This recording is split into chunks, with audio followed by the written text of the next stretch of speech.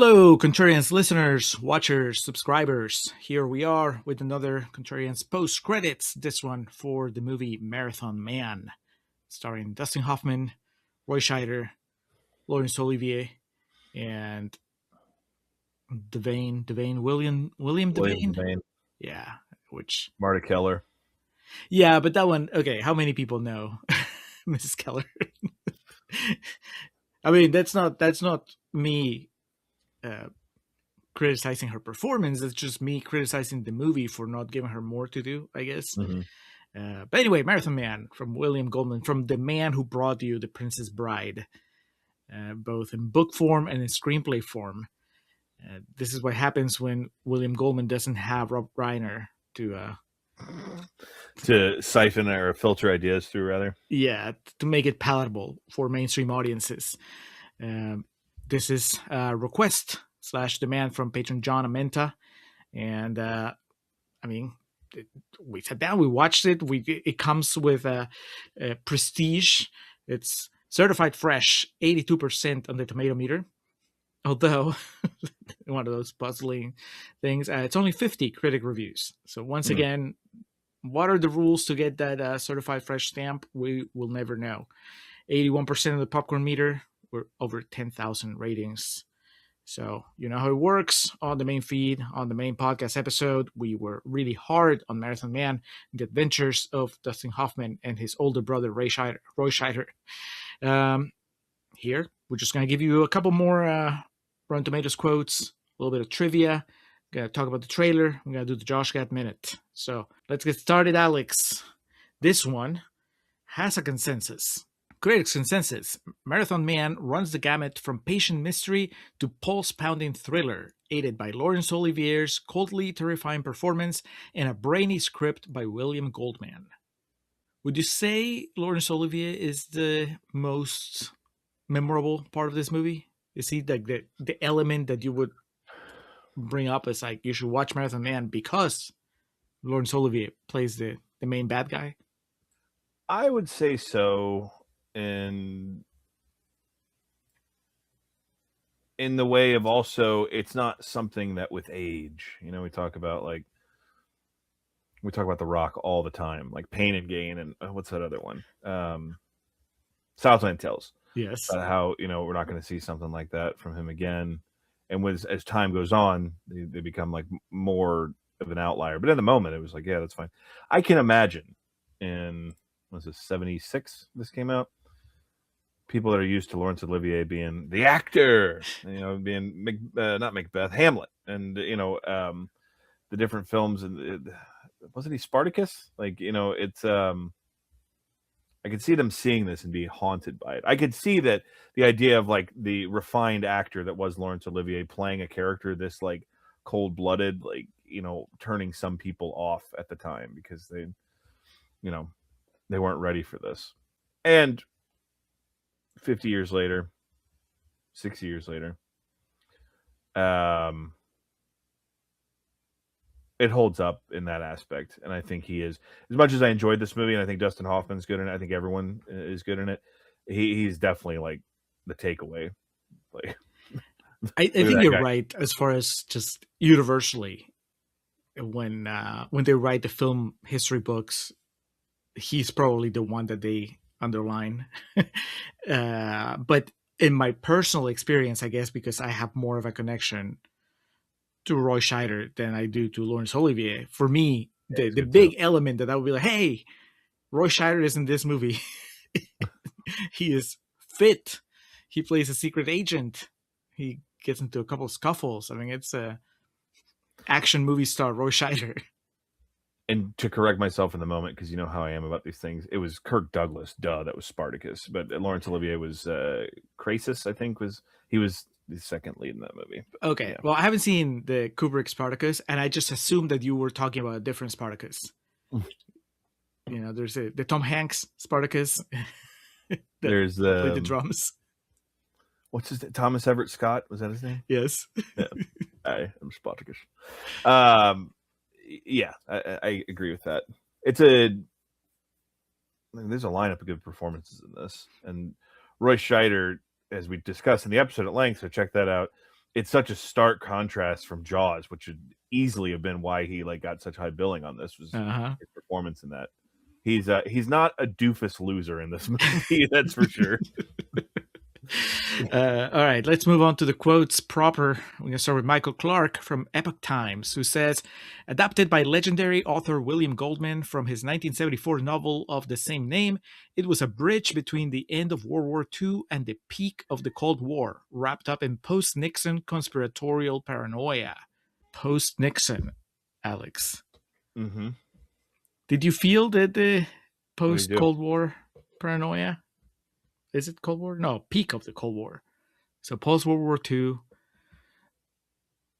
post Watergate, I guess. Yeah, but in a post Watergate war, you got that right. So easily to, it seems like it was so easily handled by comparison to the times we live in. But yeah, how could it not be?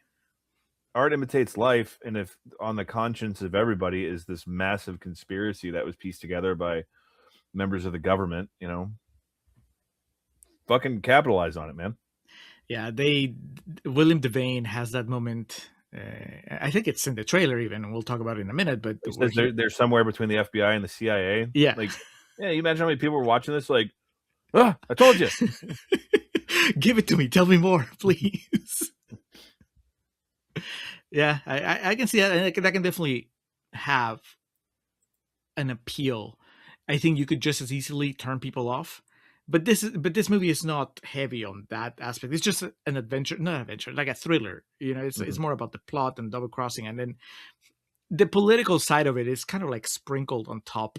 Just I don't think that this movie is trying to make a serious statement about the U.S. government the way it could have if it wanted to. But no, this is just more about Dustin Hoffman likes to run.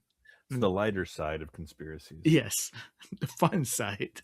And then we have Tom Hutchinson from Radio Times, who says Schlesinger's film is not without its flaws, but it's a very classy package. And one particular scene involving dentistry will leave a lasting impression and is definitely not for the faint-hearted. Confirmed. Yes, probably more memorable even than the fact that Laurence Olivier is playing a villain here is the fact that he is in the scene that is probably the most memorable scene in the movie, where Dustin Hoffman is tortured. And I don't think I mentioned the episode when I was putting together our Patreon newsletter for the month of February. I took a random screenshot of Marathon Man because I hadn't seen it at the time, and it was just Olivier with like the drill inside Hoffman's mouth, and I was like, "What is this?" So my quip on the newsletter was like, "Oh, is this a movie about an evil dentist?" Which it isn't, but it is a little bit. Certainly that sequence. So it turned out to be at the time. I guess it makes sense because I did a search. I did a search for Marathon Man, and it was like that was one of the top results. So. If you don't like going to the dentist, if you have any sort of phobia about people messing with your teeth, your mouth, this movie is going to rattle you the way it rattled my co-host. Yeah, it's rough. I was just like, all right. No. What else are they going to do to him? Could have watched them just like nailing spikes into his like arm or his kneecaps and been like, all right, I'm good. But the teeth thing, whew. They keep going until they reach the pulp. Oh yeah, that's the verbiage is the worst part. And Dustin Hoffman's blood-curdling scream definitely nails it home. Did you this is almost completely out of the topic, but not quite, because we just talked about A New Hope on Patreon. But do you remember watching the, I guess, remaster Empire Strikes Back and hearing Han Solo's screams when he's being tortured? Like, you don't see him. It's just like closed door. I guess, yeah. That was not always there, right? That was something they added in the remastering? I guess I don't know. Maybe. I feel like when I was a kid, that would have disturbed me so much if I'd heard him scream. And then, I watched the remastered And I was like, oh, that's cool. Blocked it out. They're fucking him up back there. Same thing. There's I'll a have to watch. cut where. I'll have to watch the VHS copy I have to see the original version. Please report. And also, I just want to know if there's a cut of Marathon Man where you just don't hear Dustin Hoffman screams. That's it. Fade to black. Those were the quotes. Alex, let's go to trailer chatter. Let's talk about the trailer. What do you think of this is almost like a Grindhouse style trailer, man. Yeah, what's the triptych approach to showing us Dustin Hoffman running?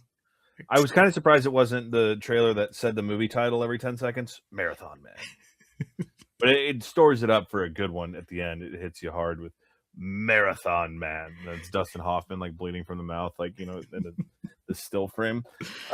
Because sometimes you have to keep running. Does a pretty good job of giving away like some of the big beats of the plot, but still making it like really appetizing and really intriguing. That line is in the trailer where Devane explains, where he comes from, the division he works for. You see Roy Scheider kicking a bit of ass. They don't necessarily spoil entirely his fate in the film. They do the job of kind of setting up that Dustin Hoffman's kind of stuck in the middle. He doesn't really know anything. And, from a marketing perspective, they already work in the "Is it safe" line, which is obviously numerous times the memorable line from this movie. Yeah, Scheider says it, Olivier says it a lot, and then at some point Dustin Hoffman replies, "It's not safe." Yeah, just terrified, cold sweats. And we get the shot of Dustin Hoffman trying to take a bath as the division breaks into his apartment. Yeah, I guess they have to. How else do you sell it? You have to give us, especially unless you're keeping Laurence Olivier's presence as the bad guy a secret, you have to give us the scenes where he's being awful, and so you get to see him interrogating Hoffman, and then you get at least 2 shots of his weapon, his Wolverine claw, the single claw, the Smoking Aces special. Yes, yeah. So this would be a little harder to sell without spoiling stuff, and you're right. They managed to cut around the Roy Scheider side of it, but still, like, I was watching, I was like, this is a lot of important stuff that happens in the movie, but it's so all over the place that I don't think that it really spoils anything, because they really jumbled the plot. Like, halfway through the movie, out of nowhere, somebody says something, and then you see the explosion that opens the movie when the 2 cars like hit the oil tanker. Makes it look like that is like a big part of the climax of the movie or something. Like the causation, yeah. It's like, no, that's just something that happened at the beginning. So it's fun. I think it's, I'm not gonna say it's kitschy, because it's not quite, but compared to the trailers that we do today, it feels a little dated with the way that they keep cutting back to Dustin Hoffman running, and that's not really what the movie's about. He runs twice, I think. I'll tell you what they spoiled. He does have some impressive, like, he jogs and it pays off because he does have to run away in certain situations. Right, but the climax is not like a race or something. Just what they do spoil is the shootout at the end. A little bit. Yes, yeah. Well, and they spoiled like the circumstances when he asks Marta, like, "Were you Sel's mistress?" Yeah, and she's like, "I swear I didn't know anything." Yeah, so I mean, you're probably not gonna remember most of this when you sit down to watch the movie, especially after the dentist scene. After that, everything is cleansed out of your mind. But yeah, it's a fun trailer. I think that you can watch it and kind of like get an idea of like, wow, that's what Dustin Hoffman and Roy Scheider looked like when they made this movie. They take their shirts off and they're pretty sweaty, and bunch of sweaty boys, jacked white dudes. Yeah, not jacked. Roy Scheider's more of like a lean muscle. He's like a George St. Pierre type in this. You wouldn't call him chiseled, or would you? He's shredded, I think. Jacked would be like more like mass. He's just he's shredded. Would you bet on him if he was an MMA fighter? Oh, I don't know about that. I've seen Jaws, man. I can't take that back.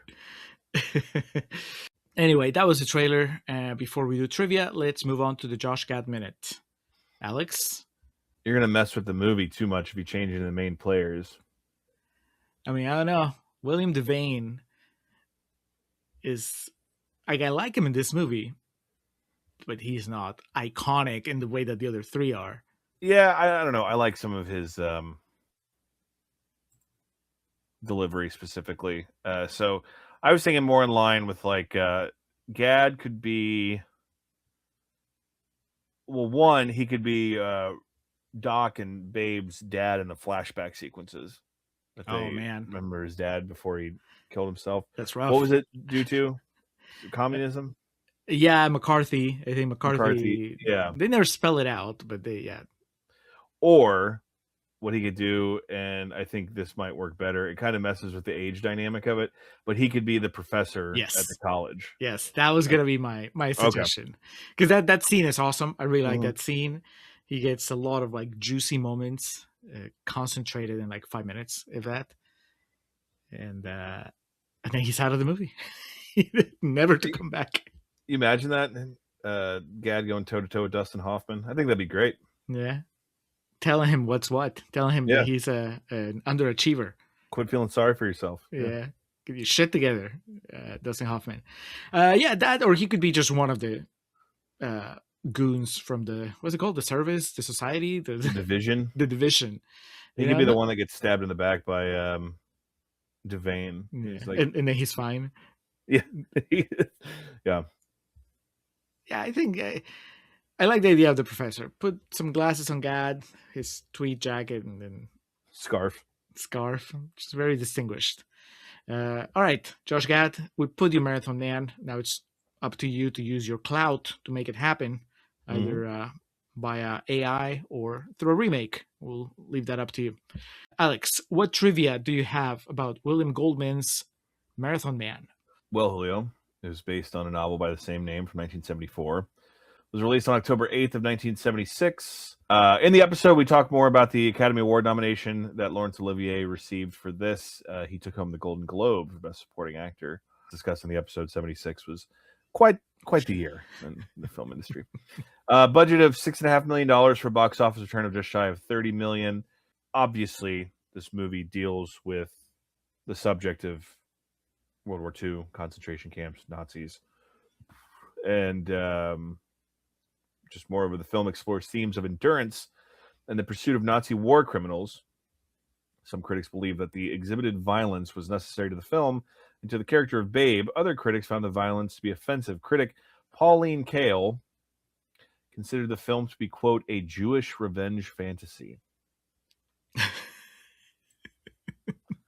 Now, I quote Norm Macdonald. I don't know if y'all are history buffs, but amongst other things, I think they're allowed to have some revenge fantasies.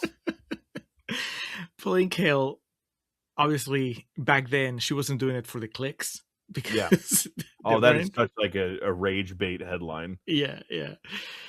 I mean, that's actually, you didn't get clicks, but you had to get people talking about you somehow. Mm-hmm. Without social media, all you had were your headlines.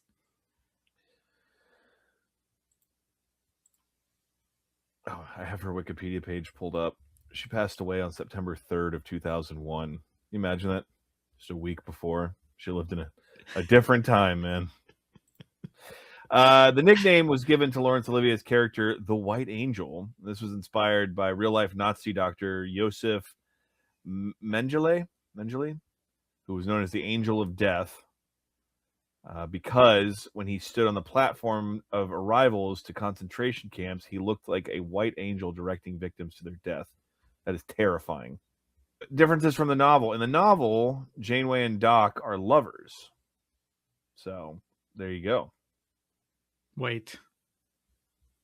That would be Roy Scheider and William Devane. Oh. Yeah. Okay. This is handled subtly in the movie. When Doc arrives in Paris, he calls Janeway on the phone and says, "Janie, I miss you. Get your ass over here to the hotel room." In the book, their sexual relationship is not subtle at all and has Doc pinning Janeway for at several points. Excuse me. Dude. If they made the movie today, do you think that... Yeah, all in. Yeah. The ending was rewritten by Robert Towne It has been speculated that this was because Hoffman was unhappy with it. Goldman told an interviewer that he thought the new, more famous ending was shit because it left out two important plot clarifications. The final confrontation between Babe and Zell, in particular, is changed. In the film, Babe spares Zell in a pump room and tries forcing him to swallow his diamonds, and Zell falls on his own retractable blade, dying. In the novel, Babe resolutely leads Zell to the Central Park and shoots him multiple times, subsequently lecturing him. He throws the diamonds away and is quietly led away by police. Okay, so very different. He gets away with it. He doesn't get away with it. And in the movie, he's not directly and like responsible for his death. Right. Yeah. But a little bit. Oh, he leads him there. But if he takes him to Central Park and guns him down, like that's a much different situation. Because in the end, yeah, he gets away and he's running to end the movie. Didn't you say you would have wished he had killed him? Yeah. Yeah. Well, I mean, that was probably me and Contrarians Quarter being extra critical. I think it's more that I am, having watched so many movies, I am less likely to be impressed by, he didn't kill him, but the bad guy died anyway. It just feels really contrived, either kill him or don't kill him. But this is kind of, you want to have your cake and eat it. He's a horrible Nazi. Everybody watching the movie wants him to die, but you don't want to, sully Dustin Hoffman's character's name, honor, by having him actually kill him. Yeah, that was. I mean, do you think that the book ending is better, the way that it sounds? I don't know. I guess at this point I'd have to have more detail. I need to know what this lecture is all about. Why would you lecture a Nazi? Do you want him to see the error of his ways before you shot him? Goldman estimated that he wrote 4 versions of the screenplay, and as we mentioned, Robert Towne was brought in to write the ending. He says that John Schlesinger agreed to do the film only because he had just finished The Day of the Locust, which we talk about briefly in the episode, and was, quote, terrified he was dead in Hollywood. Goldman says all the stuff dealing with cities in crisis in the original draft of the script was Schlesinger's idea, although almost none of it made it to the finished film. So it sounds like this was a bit of writing hell, rather. Schlesinger originally envisioned Al Pacino, Julie Christie, and Laurence Olivier in the lead roles, and Robert Shaw as Janeway. So there's another Jaws tie-in. Robert Evans, who I believe was the producer on this, vetoed Pacino and put Hoffman in that role. Olivier was cast early on, and I didn't know it was this movie, Julio, but I knew this story. And I guess I didn't know it was Dustin Hoffman. But anyway, Marathon Man is famous in acting circles for an often quoted exchange between Dustin Hoffman and Laurence Olivier concerning a perceived difference in their approaches to acting. In the usual telling of story, Hoffman, a proponent of method acting, prepared for a scene in which his character had been awake for 3 days by doing the same himself. When he told this to Olivier remarked, "My dear boy, why don't you just try acting?" In an interview on Inside the Actors Studio, Hoffman said this exchange had been distorted, that he had been up all night in a nightclub for personal rather than professional reasons. Trying to save face. Like, I know. I'm not a dork. I like to Olivier, who was aware of this, was merely joking. I prefer to. What was that recently that I heard that story about? Someone. Oh, this is going to bother. Someone was talking about, it was Arnold talking about James Cameron, the "I'll be back" line. Yeah. Like he was having trouble enunciating that. I can't remember what he wanted to change it to. Like, "I'll come back" or something like that. I will return. But he saying he was having a hard time with it. And he said to James Cameron, he's like, "What if I said it this way?" And he said, "You know what James said to me? He said, 'Are you the fucking writer?' 'No, you're not. So say the lines.'" We used to have stars in Hollywood. My dear boy, just say the fucking lines. Just mixing the two. There were some deleted scenes, and I'm curious if that first ending was ever shot. But no, it wouldn't have been if they came in at the end to write a new ending. But Although the first preview of the movie was successful, the second one in San Francisco was not. The audience complained about all the violence, so director Schlesinger and editor Jim Clark chose to delete the following scenes and shots. The scene near the beginning of the film in which Doc fights two assassins who have killed his friend, the graphic and gory close-ups of Zell disemboweling Doc with his wrist blade, and both torture scenes which were cut heavily. Oh, man. Some photos, such as original lobby cards and stills, show Zell torturing Babe longer with dental instruments than the first torture scene, and actually on-screen drilling Babe's tooth in the second torture scene. Jesus. An 8.5-minute sequence was shot of Doc fighting several men to avenge the death of his colleague Nicole.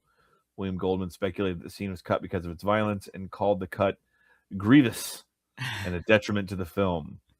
With the sequence missing, Doc's character seems to be less flawed than he really is. Goldman argued that the scenes were part of the reason why Roy Scheider took the role. And Stanley Kaufman of the New Republic wrote, "While people said the violence in Marathon Man was excessive, I was surprised. I had wriggled through the dental torture, but it hadn't seemed a pinnacle in a year during which I had seen 2 penises cut off and another penis nailed to a board in films from France and Japan." The fuck is that guy watching? I don't know. There was that, was it Robert Flanagan? I think the movie was called Twisted. There's a documentary. It's an interesting documentary from probably the early 2000s about this guy. I believe he had cystic fibrosis, and his coping of like the pain and like the discomfort of his life was he was really into like sadomasochistic activity. And it ended up like he lived longer than it was predicted he was going to. Point of it is, there's a part in this documentary where this man's penis is nailed to a board, and oh man, I compartmentalized that now. I'm thinking about it. So okay, but that is so like, who the fuck is this critic? That is so dumb to say like, oh, I don't know, Marathon Man. That's such a like really weird, twisted humble brag. Like, yeah. oh, everybody is talking about how disturbing this dentist scene is, but it's nothing compared to the guy that nailed his penis to a board. Did those movies have Dustin Hoffman in it with a bunch of people going to see it, expecting the kid from The Graduate to be in it? That's. I wonder if that footage has ever been released in any like physical media form or anything. But I want the 8.5 sequence of Roy Scheider, and it's like the fucking elevator sequence from Old Boy. Yes. Roy Scheider's just doing all this choreography and shit. And that's followed by another 8.5 sequence of him getting back to the hotel and having sex with William Devane, like just full on blue is the warmest color. He's all hyped up from like beating all this ass that he gets in there, and he's like, "It's your time, big boy." Yeah. Look, it doesn't hold well. I mean, to be fair, Taxi Driver is also scrutinized for the violence that was involved. But I was about to say, in modern standards, it doesn't hold up that this movie was put under a microscope for violence when that's the same. It was up against Taxi Driver in terms of movies that were sweeping the awards and nominated for a bunch of shit. Yeah, that stuff described, I could see it being kind of shocking to some audiences, specifically because there wasn't, there would be no way of knowing at that point in time. Some of that stuff sounds metal as fuck too. Who knows? Maybe one day we'll get the 3.5-hour black and white cut of Marathon Man. There you go. Black and white so that people don't get too queasy about seeing Roy Scheider's entrails come out. So yeah, an interesting legacy holds this movie does. Ebert gave it 3 stars out of 4. Said if holes in the plot bother you, Marathon Man will be maddening, but as well-crafted escapism entertainment as a diabolical thriller, the movie works with relentless skill, which I think is a good one to end on, because that's true. It's a bit bumpy at some parts if you're trying to string this all together yourself, but I really enjoyed this movie, and I think Julio was not down on it. I was not down. I mean, I'm happy I watched it, and there are things that I will just remember, and they're part of now the archive.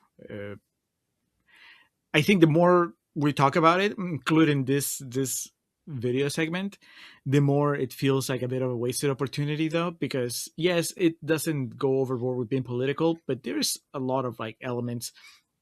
The idea that the United States was low key working with some Nazis, even if it was to bring their other Nazi compatriots to justice, it's still, it's such a thorny subject matter. And here it kind of, they bring it up and then they just let it go because Dustin Hoffman has to run.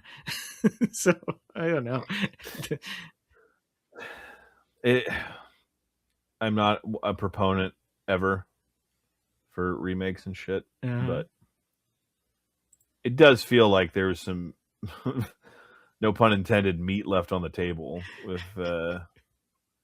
some things that could have been done with the characters here. If you do remake it, Zell, has to be played by Dustin Hoffman. Imagine that. Yes.